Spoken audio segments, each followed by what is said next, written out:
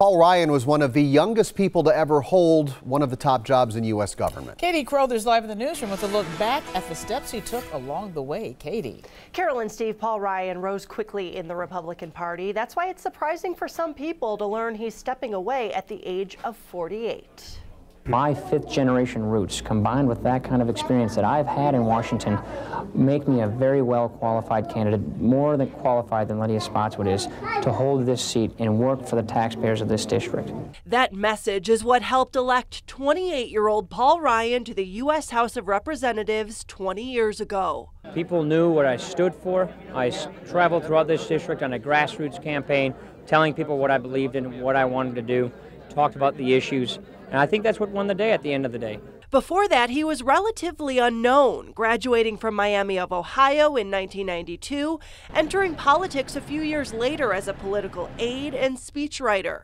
All right. Once elected to Congress, Ryan became chairman of the House Budget Committee and was a favorite of fiscal conservatives.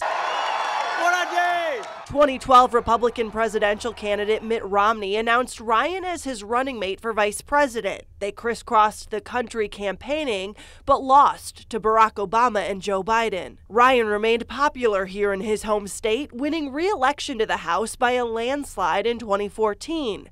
The next year, he was called on to become Speaker of the House when John Boehner retired. Ryan initially refused, but later agreed and was sworn in on October 29, 2015, the youngest speaker to be elected since the 1800s. A few months later, Donald Trump became president.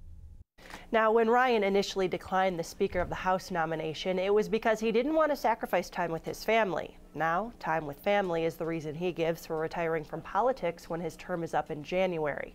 He has been married to his wife Jana for 18 years. They have a daughter and two sons, all teenagers, and Ryan himself lost his father at the age of 16. Carol and Steve? Yeah, that puts a lot in perspective. Katie, thank you very much.